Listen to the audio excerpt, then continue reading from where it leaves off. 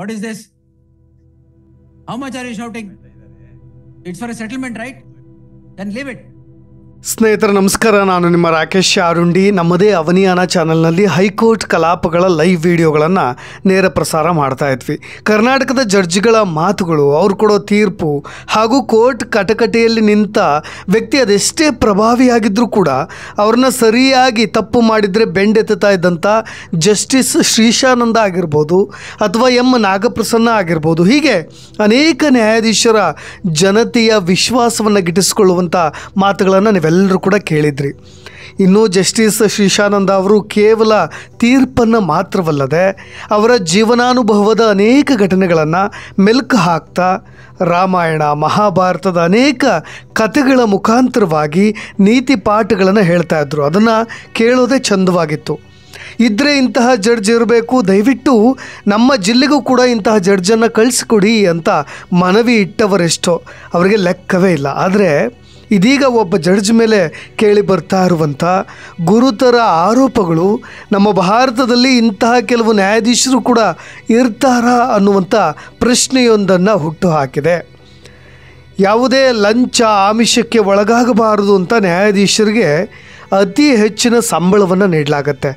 ಉಚಿತವಾದಂಥ ಸೌಲಭ್ಯಗಳು, ಅನೇಕ ಉಚಿತ ಸರ್ಕಾರಿ ಸೇವೆಗಳನ್ನು ಕೂಡ ಕೊಡಲಾಗತ್ತೆ. ಆದರೆ ಇಷ್ಟೆಲ್ಲ ಕೊಟ್ಟರೂ ಕೂಡ ಎಲ್ಲೋ ಒಂದು ಕಡೆ ಇನ್ನೂ ಹೆಚ್ಚಿನ ದುಡ್ಡಿನ ಆಸೆಗೆ ತೀರ್ಪುಗಳನ್ನೇ ತಿರುಚುವ ಭ್ರಷ್ಟ ನ್ಯಾಯಾಧೀಶರು ಕೂಡ ಇರಬಹುದು ಅನ್ನೋ ಅನುಮಾನಗಳನ್ನು ಈ ಒಂದು ಪ್ರಕರಣ ಹುಟ್ಟುಹಾಕಿದೆ. ಅದು ಯಾವುದು ಅಂತ ನಿಮಗೆಲ್ಲರಿಗೂ ಕೂಡ ಗೊತ್ತಿದೆ. ಸ್ನೇಹಿತರೆ, ಕಳೆದ 2 ದಿನಗಳಿಂದ ಸದ್ದು ಮಾಡ್ತಿರುವಂಥ ವಿಷಯ ಇದು. ಜಡ್ಜ್ ಮನೆಯಲ್ಲಿ ಸಿಕ್ಕಂಥ ಕಂತೆ ನೋಟುಗಳು, ಗೋಣಿ ಚೀಲದಲ್ಲಿ ಕೋಟ್ಯಾನುಕೋಟಿ ಹಣ ಸಿಕ್ಕ ಬೆನ್ನಲ್ಲೇ ಸಾಮಾನ್ಯ ಜನತೆ ಇದೇ ಕೋರ್ಟ್ಗೆ ನಮಗೆ ನ್ಯಾಯ ಸಿಗುತ್ತೆ ಅಂತ ಹೋಗ್ತಕ್ಕಂಥ ಜನಸಾಮಾನ್ಯರು ಕೂಡ ಶಾಕ್ಗೆ ಒಳಗಾಗುವಂತಾಗಿಬಿಟ್ಟಿದೆ. ಜಡ್ಜ್ ಮನೆಯ ಅಗ್ನಿ ಅವಘಡವನ್ನು ನಿಯಂತ್ರಿಸೋಕೆ ಹೋಗಿದ್ದಂಥ ಅಗ್ನಿಶಾಮಕ ಸಿಬ್ಬಂದಿ ಕೂಡ ಆ ಕಂತೆ ಹಣವನ್ನು ನೋಡಿ ನಿಬ್ಬೆರಗಾಗಿ ಬಿಟ್ಟಿದ್ದಾರೆ. ಅಬ್ಬಬ್ಬಾ, ಇಷ್ಟೆಲ್ಲ ಹಣ ಒಬ್ಬ ಜಡ್ಜ್ ಮನೆಯಲ್ಲಿ ಹೇಗೆ ಬರಲಿಕ್ಕೆ ಸಾಧ್ಯ ಅಂತ ಅಚ್ಚರಿಯನ್ನು ವ್ಯಕ್ತಪಡಿಸ್ತಾ ಇದ್ದಾರೆ. ಸ್ನೇಹಿತರೆ, ಒಬ್ಬ ಜಡ್ಜ್ ಮನೆಯಲ್ಲಿ ಸಿಕ್ಕ ಹಣ ಅಸಲಿಗೆ ಯಾರಿಗೆ ಸೇರಿದ್ದು? ಈ ಪ್ರಕರಣದ ಬೆನ್ನಲ್ಲೇ ಕರ್ನಾಟಕ ಜಡ್ಜ್ಗಳ ಬಗ್ಗೆ ಮತ್ತೊಮ್ಮೆ ಪ್ರಶಂಸೆ ಕೇಳಿ ಬರ್ತಿರೋದು ಯಾಕೆ? ಈ ಎಲ್ಲ ವಿಷಯಗಳ ಕುರಿತಾಗಿ ಒಂದಿಷ್ಟು ಇಂಟ್ರೆಸ್ಟಿಂಗ್ ವಿಷಯಗಳನ್ನು ಹಂಚಿಕೊಳ್ತಾ ಇದ್ದೀನಿ. ದಿಲ್ಲಿಯ ಹೈಕೋರ್ಟ್ ನ್ಯಾಯಮೂರ್ತಿಯಾಗಿರ್ತಕ್ಕಂಥ ಯಶವಂತ್ ವರ್ಮಾ ಅವರ ಮನೆಯಲ್ಲಿ ಇತ್ತೀಚೆಗೆ ನಡೆದಂಥ ಹೋಳಿ ಸಂಭ್ರಮದ ದಿನ ಬೆಂಕಿ ಹೊತ್ಕೊಳ್ಳುತ್ತೆ. ಆವಾಗ ಈಗ ಅವರು ಯಶವಂತ್ ವರ್ಮಾ ಅವರು ಅದು ನಮ್ಮ ಮನೆಗೆ ಹೊಂದ್ಕೊಂಡಿರ್ತಕ್ಕಂಥ ಕೊಠಡಿ, ಸ್ಟೋರ್ ರೂಮ್, ಅಲ್ಲಿಗೆ ಹೆಚ್ಚು ನಾವು ಕೂಡ ಹೋಗೋದಿಲ್ಲ, ಆ ಹಣಕ್ಕೂ ನನಗೂ ಸಂಬಂಧವಿಲ್ಲ, ಅದು ಯಾರೋ ತಂದು ಇಟ್ಟಿರ್ಬೋದು ಅನ್ನೋ ಹೇಳಿಕೆ ಕೊಡ್ತಾ ಇದ್ದಾರೆ. ಅದನ್ನು ಪಕ್ಕಕ್ಕಿಡೋಣ. ಸ್ನೇಹಿತರೆ, ಅವತ್ತು ನಡೆದಂಥ ಅಗ್ನಿ ಅವಘಡದ ಬಗ್ಗೆ ನಾನು ಹೇಳ್ತಾ ಇದ್ದೀನಿ. ಹೋಳಿ ಹಬ್ಬದ ದಿನ ಹೊತ್ಕೊಂಡಂಥ ಬೆಂಕಿಯನ್ನು ಕಂಡು ಆತಂಕಗೊಂಡಂಥ ಅಲ್ಲಿನ ಸುತ್ತಮುತ್ತಲಿದ್ದಂಥ ಸ್ಥಳೀಯರು ಅಗ್ನಿಶಾಮಕ ಸಿಬ್ಬಂದಿಗೆ ಕರೆ ಮಾಡ್ತಾರೆ. ಆ ಸಂದರ್ಭದಲ್ಲಿ ಇದೇ ನ್ಯಾಯಮೂರ್ತಿಯಾಗಿರ್ತಕ್ಕಂಥ ಯಶವಂತ್ ವರ್ಮಾ ಅವರು ಮನೆಯಲ್ಲಿ ಇರಲಿಲ್ವಂತೆ. ತಕ್ಷಣಕ್ಕೆ ಅಗ್ನಿಶಾಮಕ ಸಿಬ್ಬಂದಿಗಳು ಮನೆಯ ಸುತ್ತ ವ್ಯಾಪಿಸಿರ್ತಕ್ಕಂಥ ಬೆಂಕಿಯ ಕೆನ್ನಾಲಿಗೆಯನ್ನು ನಿಯಂತ್ರಿಸೋಕೆ ಜಡ್ಜ್ ಮನೆಯ ಹೊಳಗೂ ಕೂಡ ಹೋಗ್ತಾರೆ. ಅದಾದ ಮೇಲೆ ನಡೆದಿದ್ದೆಲ್ಲವೂ ಕೂಡ ಒಂದು ದೊಡ್ಡ ಆಘಾತಕಾರಿಯಾದಂಥ ವಿಷಯ. ಆದರೆ ಅಗ್ನಿಶಾಮಕ ಸಿಬ್ಬಂದಿ ಅಲ್ಲಿನ ಬೆಂಕಿಯನ್ನು ನಿಯಂತ್ರಿಸಬೇಕಾದ್ರೆ ಅವ್ರ ಮನೆ ಒಳಗೆ ಹೋದ ಮೇಲೆ ಒಂದು ಶಾಕ್ ಎದುರಾಗಿತ್ತು. ಗೋಣಿ ಚೀಲಗಳಲ್ಲಿ ತುಂಬಿಟ್ಟಂಥ 500 ರೂಪಾಯಿ ಮುಖ ಬೆಲೆಯ ಕಂತೆ ನೋಟುಗಳು ಅರೆಬರೆ ಸುಟ್ಟು ಕರಕಲಾಗಿಬಿಟ್ಟಿದ್ವು. ಇನ್ನು ಬೇರೆ ಬೇರೆ ಚೀಲಗಳಲ್ಲಿ ಅಂದರೆ ಒಂದು 4-5 ಚೀಲಗಳಲ್ಲಿ ನೋಟುಗಳು ಅರ್ಧಂಬರ್ಧ ಸುಟ್ಟ ಸ್ಥಿತಿಯಲ್ಲಿದ್ವು, ಇನ್ನೊಂದಿಷ್ಟು ಏನೂ ಆಗದಂಥ ಸ್ಥಿತಿಯಲ್ಲಿದ್ವು. ಇದನ್ನು ಅಲ್ಲೇ ತಕ್ಷಣಕ್ಕೆ ಅಲ್ಲಿದ್ದಂಥ ಅಗ್ನಿಶಾಮಕ ಸಿಬ್ಬಂದಿ ವಿಡಿಯೋ ಕೂಡ ಮಾಡಿಕೊಳ್ತಾರೆ.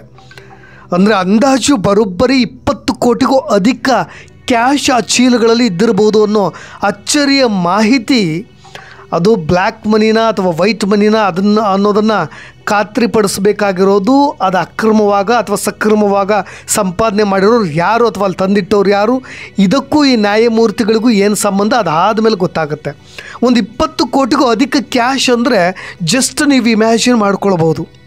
ಅದಾದ ಮೇಲೆ ಈ ಸುದ್ದಿ ಬಿರುಗಾಳಿಯಂತೆ ದೇಶವ್ಯಾಪಿ ಸದ್ದು ಮಾಡಿದ್ದೇ ತಕ್ಷಣಕ್ಕೆ ಆ ಸಂದರ್ಭದಲ್ಲಿ ಸುಪ್ರೀಂ ಕೋರ್ಟ್ ಕೂಡ ಆ ಮುಖ್ಯ ನ್ಯಾಯಮೂರ್ತಿಗಳಾದಂಥ ಸಂಜೀವ್ ಖನ್ನಾ ಅವರು ತಕ್ಷಣಕ್ಕೆ ಕೊಲಿಜಿಯಂ ಸಭೆ ಕರೆದು ಸರ್ವಾನುಮತದಿಂದ ಇದೇ ಜಸ್ಟಿಸ್ ವರ್ಮಾ ಅವರನ್ನು ಈ ಹಿಂದೆ ಕೆಲಸ ಮಾಡಿದ್ದಂಥ 2021ರವರೆಗೆ ಸೇವೆ ಸಲ್ಲಿಸ್ತಾ ಇದ್ದಂಥ ಅಲಹಾಬಾದ್ ಹೈಕೋರ್ಟ್ಗೆ ಮರಳಿ ಮತ್ತೆ ವರ್ಗಾವಣೆ ಮಾಡಲಿಕ್ಕೆ ತೀರ್ಮಾನವನ್ನು ತೆಗೆದುಕೊಳ್ತಾರೆ.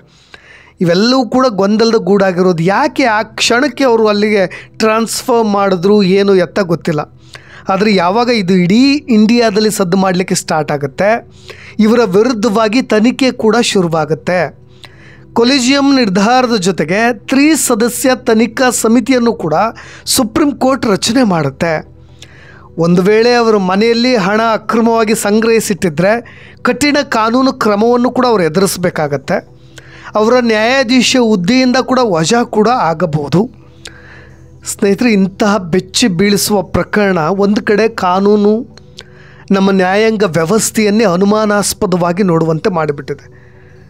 ಜಡ್ಜ್ಗಳು ಮೋಸ ಮಾಡೋದಿಲ್ಲ, ಅನ್ಯಾಯವನ್ನು ಎಸಕೋದಿಲ್ಲ. ಅವರು ಖಂಡಿತವಾಗಿಯೂ ನಮ್ಮ ಸಂವಿಧಾನಿಕ ಬದ್ಧವಾಗಿ ನ್ಯಾಯ ಸಮಾನತೆಯಿಂದ ತೀರ್ಪನ್ನು ಕೊಡ್ತಾರೆ ಅಂತೇಳಿ ನಾವೆಲ್ಲರೂ ಕೂಡ ಸಾಮಾನ್ಯ ಜನತೆಯ ಮನಸ್ಸಲ್ಲಿ ನಂಬಿಕೆ ಇದೆ. ಆದರೆ ಇದೀಗ ಅದೇ ಜನಸಾಮಾನ್ಯರು ಕೂಡ ಅವ್ರ ಬಾಯಲ್ಲಿ ವಿಭಿನ್ನವಾದಂಥ ಅಭಿಪ್ರಾಯಗಳು ಕೇಳಿ ಬರ್ತಾ ಇರೋದು ಇದೊಂದು ನಾಚಿಕೆಗೇಡಿನ ಸಂಗತಿಯೂ ಕೂಡ. ಯಾಕೆಂದರೆ ಕೆಲವು ನ್ಯಾಯಾಧೀಶರು ಮಾರಾಟವಾಗಿ ಬಿಟ್ಟಿದ್ದಾರೆ ಅನ್ನೋ ಅನುಮಾನಗಳು ಕೂಡ ದಟ್ಟವಾಗಿ ಸದ್ದು ಮಾಡ್ತಾ ಇರೋದು.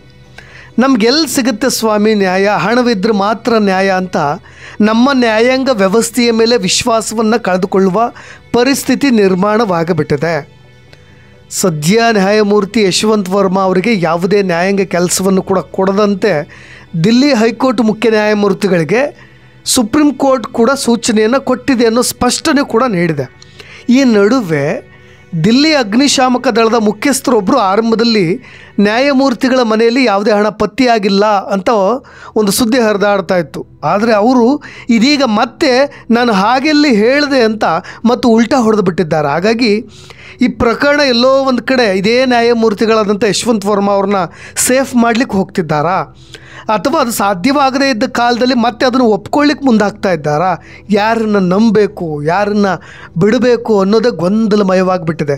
ಈ ಪ್ರಕರಣ ಅಂತೂ ಗೊಂದಲದ ಗೂಡಾಗಿ ಬಿಟ್ಟಿರೋದಂತೂ ನಿಜಕ್ಕೂ ಕೂಡ ಸಹಜವೇ ಸರಿ. ಯಾಕೆಂದರೆ ಯಶವಂತ್ ವರ್ಮಾ ಅವರು ಪ್ರಭಾವಿ ವ್ಯಕ್ತಿಯೂ ಕೂಡ ಹೌದು. ಸದ್ಯ ನಾವು ನ್ಯಾಯಾಂಗ ವ್ಯವಸ್ಥೆಯ ಮೇಲೆ ಒಂದು ವಿಶ್ವಾಸವನ್ನು ನೀಡೋಣ. ಈ ವ್ಯಕ್ತಿ ಯಾರು ಅನ್ನೋದನ್ನು ಕೂಡ ನಾನು ಹೇಳಿಬಿಡ್ತೀನಿ. ಒಬ್ಬ ಜಡ್ಜ್ ಆಗಿದ್ದಂಥವ್ರು, ಕಾನೂನು ವಿಷಯಗಳಲ್ಲಿ ತಮ್ಮದೇ ಆದಂಥ ಒಂದು ಹೋಲ್ಡಿಂಗ್ ಇದೆ, ಅವರಿಗೆ ಪರಿಣಿತಿಯನ್ನು ಪಡೆದಿದ್ದಾರೆ. ಇನ್ನೊಂದು ಕಡೆ ನಿಷ್ಪಕ್ಷಪಾತವಾಗಿ ಕಾನೂನಿನ ಆಳವಾದಂಥ ತಿಳುವಳಿಕೆಯಿಂದಾಗಿಯೇ ಅವ್ರನ್ನ ಅಕ್ಟೋಬರ್ 13, 2021 ದೆಹಲಿಯ ಹೈಕೋರ್ಟ್ನ ನ್ಯಾಯಮೂರ್ತಿಗಳಾಗಿ ನೇಮಕ ಕೂಡ ಮಾಡಲಾಗಿತ್ತು. ಆದರೆ ಇಂತಹ ಘಟನೆಯಲ್ಲಿ ಅವ್ರ ಹೆಸರು ತಳ್ಕಾಕೊಂಡಿರೋದಿದೆಯಲ್ಲ, ಅವ್ರು ಕೊಟ್ಟಂಥ ಇಲ್ಲಿಯವರೆಗಿನ ತೀರ್ಪುಗಳನ್ನು ಮತ್ತೊಮ್ಮೆ ಜನರು ತರ್ಕಕ್ಕೆ ಒಳಪಡಿಸುವಂತೆ ಮಾಡಿಬಿಟ್ಟಿದೆ. ಇವೆಲ್ಲವೂ ಕೂಡ ನಾವು ಎಷ್ಟು ವಿಶ್ವಾಸವಿಡೋಣ ಅನ್ನೋ ಪ್ರಶ್ನೆ ಎದುರಾಗಿಬಿಡುತ್ತೆ. ಸ್ನೇಹಿತರೆ, ಇದನ್ನು ನೀವೆಲ್ಲರೂ ಕೂಡ ಸಹಜವಾಗೂ ಕೂಡ ಯೋಚನೆ ಮಾಡ್ಬೋದು. ಇನ್ನೊಂದು ಕಡೆ ಜಡ್ಜ್ಗೆ ದುಡ್ಡು ಕೊಟ್ಟು ಕೊಂಡುಕೊಳ್ಬಹುದಾದರೆ ಇನ್ನು ಲಾಯರ್ಗೆ ಫೀಸ್ ಯಾಕೆ ಕೊಡಬೇಕು? ಲಾಯರ್ಗೆ ಫೀಸ್ ಕೂಡ ಅಗತ್ಯವೇ ಇಲ್ವಲ್ಲ. ಇನ್ನು ಮುಂದೆ ನಾವು ಜಡ್ಜನ್ನೇ ಕೊಂಡುಕೊಟ್ಬಿಡೋಣ ಅಂತ ಜನಸಾಮಾನ್ಯರು ಹಾದಿ ಬೀದಿಗಳಲ್ಲಿ ಮಾತನಾಡ್ಕೊಳ್ತಾ ಇರೋದು. ಹೀಗೆ ಇದೆಲ್ಲ ಎಲ್ಲಿಂದ ಎಲ್ಲಿಗೆ ಬಂತು, ಜೊತೆಗೆ ನಾವೆಲ್ಲರೂ ಕೂಡ ನಂಬತಕ್ಕಂಥ ವ್ಯಕ್ತಿಗಳು ಹೇಗೆ ಬದಲಾಗಿದ್ದಾರೆ, ಇವ್ರು ಕೊಟ್ಟಂಥ ತೀರ್ಪುಗಳು, ಜೊತೆಗೆ ಈ ಮನೇಲಿಟ್ಟಂಥ ಹಣ ಯಾವ ಪ್ರಭಾವಿ ಕೊಟ್ಟಿರ್ಬೋದು, ಇವ್ರು ಕೊಟ್ಟಂಥ ತೀರ್ಪುಗಳಲ್ಲಿ ಎಷ್ಟು ಜನ ನಿರಪರಾಧಿಗಳಿಗೆ ಶಿಕ್ಷೆ ಆಗಿದೆಯೋ, ಯಾರಿಗೆ ಇನೋಸೆಂಟ್ಗಳನ್ನು ತಪ್ಪಿತಸ್ಥರನ್ನಾಗಿ ಮಾಡಿಬಿಟ್ಟಿದ್ದಾರೋ, ದುಡ್ಡು ತೆಗೆದುಕೊಂಡು ಬೇಲ್ ಸಿಗದಂತೆ, ಜೊತೆಗೆ ಹೆಚ್ಚಿನ ಶಿಕ್ಷೆಯ ತೀರ್ಪನ್ನು ಕೂಡ ಕೊಟ್ಟಿರ್ಬೋದು ಅನ್ನೋ ಆರೋಪಗಳು ಕೇಳಿಬರ್ತಾ ಇರೋದು. ಸ್ನೇಹಿತರೆ, ಕೊನೆಯದಾಗಿ ನ್ಯಾಯಾಧೀಶರು ಅಂದರೆ ದೇವರಿಗೆ ಸಮಾನ.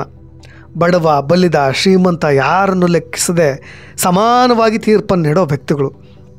ಇಂತಹ ಘನತೆವೆತ್ತ ಸ್ಥಾನದಲ್ಲಿರೋ ಇವರೇ ಹೀಗೆ ಭ್ರಷ್ಟಾಚಾರದಲ್ಲಿ ಮುಳುಗುಬಿಟ್ರೆ ಮುಂದೆ ಏನು ಗತಿ? ನಮ್ಮಂತಹ ಜನಸಾಮಾನ್ಯರದ್ದು, ಬಡವ್ರದ್ದು ಏನು ಗತಿ ಅನ್ನೋದೇ ಪ್ರಶ್ನಾರ್ಥಕವಾಗಿ ಉಳಿಯುತ್ತೆ.